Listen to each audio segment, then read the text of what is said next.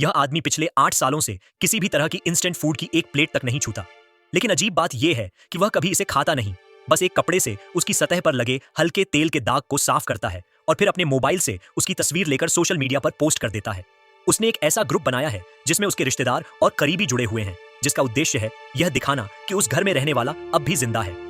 बीते 8 वर्षों में इसी तकनीक से वह 8 युवा लड़कियों को अपना शिकार बना चुका है और उसका पहचान छिपाने का तरीका इतना शातिर है कि वह हर बार पुलिस की पकड़ से बच निकलता है। एक रात एक लड़की जिसका नाम नेहा था, ऑफिस से लौटते हुए लोकल बस में सो गई। जब बस आखिरी स्टेशन पर पहुंची तो उसका मोबाइल सीट के नीचे गिर गया। एक अजनबी ने वह मोबाइल उठा लिया। स्क्रीन पर नेहा की मुस्कुराती हुई फोटो देखकर वह उसमें दिलचस्पी लेने लगा। उसने कई बार पासवर्ड डालकर फोन खोलने की कोशिश की, लेकिन जब नाकाम रहा तो उसने गुस्से में स्क्रीन तोड़ दी। उसके बाद उसने फोन को खोलकर उसके भीतर एक जासूसी चिप लगा दी। फिर उसने एक वॉइस चेंजर की मदद से खुद को नेत्रहीन युवती बताकर नेहा को कॉल किया। उसने कहा कि उसका फोन उसे पार्क में मिला और स्क्रीन मरम्मत के लिए भेज दी गई है। उसने नेहा को एक पुरानी सोसाइटी का पता भेजा।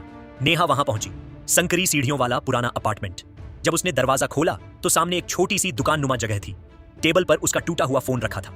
उस व्यक्ति ने खुद को एक लोकल टेक्नीशियन बताया और फॉर्म भरने को कहा। नेहा ने बिना झिझक अपनी जानकारी भर दी। फिर उसने नया स्क्रीन लगाकर फोन को पासवर्ड से खोल दिया और एक प्रोग्राम इंस्टॉल कर दिया, जिससे फोन की सारी जानकारी अब उसके पास भी जाने लगी। नेहा को इसका अंदाजा तक नहीं था। फोन मिलने के बाद उसने नेहा को दोबारा कॉल किया। अब वह आदमी घर बैठकर नेहा की पूरी जिंदगी पर नजर रखने लगा। उसने देखा कि उसका सिस्टम हर गतिविधि को सिंक्रोनाइज कर रहा है, यहां तक कि कैमरा और कीबोर्ड पर हो रही टाइपिंग भी उसके सामने थी। अगले दिन से उसने नेहा की दिनचर्या समझना शुरू कर दिया। उसके शौक, पसंद, नापसंद, हर बात वह जान गया।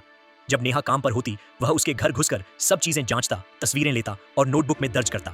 अब वह तय कर चुका था, अगला नंबर नेहा का है। एक दिन वह नेहा की ऑफिस बिल्डिंग के पास पहुंचा। उसने वहीं की एक कैफे में जाकर नेहा की पसंद का कोल्ड कॉफी मंगाई और उसके सामने उसकी ही पसंद का मोबाइल गेम खेलना शुरू कर दिया। नेहा को उससे बातचीत में रुचि हुई और दोनों में बातचीत शुरू हो गई। नेहा को लगा शायद उसे उसका मिस्टर राइट मिल गया, लेकिन दूर बैठे उसके पिता, जो एक साइबर एक्सपर्ट थे, उस व्यक्ति के बारे में शंका जताने लगे।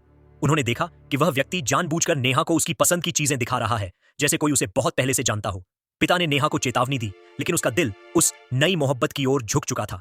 उसने पिता की बात मानने से इनकार कर दिया और झगड़कर फोन रख दिया। उस रात जब नेहा सो रही थी, उस आदमी ने फिर से उसके फोन का नियंत्रण ले लिया। उसने नेहा के पिता को एक माफीनामा भेजा, फिर एक लिंक भेजकर कहा कि बेटी के लिए वोट करें। पिता ने लिंक पर क्लिक नहीं किया, लेकिन देर रात उनका फोन धीमा हो गया। अब उसका फोन भी उस साइबर अपराधी के नियंत्रण में था। अगले ही दिन एक डिलीवरी नोटिफिकेशन आया। पिता ने समझा कि शायद नेहा ने कुछ भेजा है, लेकिन जैसे ही उन्होंने दरवाजा खोला और नीचे झुककर पार्सल उठाने लगे, वह आदमी पीछे से चुपचाप आ पहुंचा।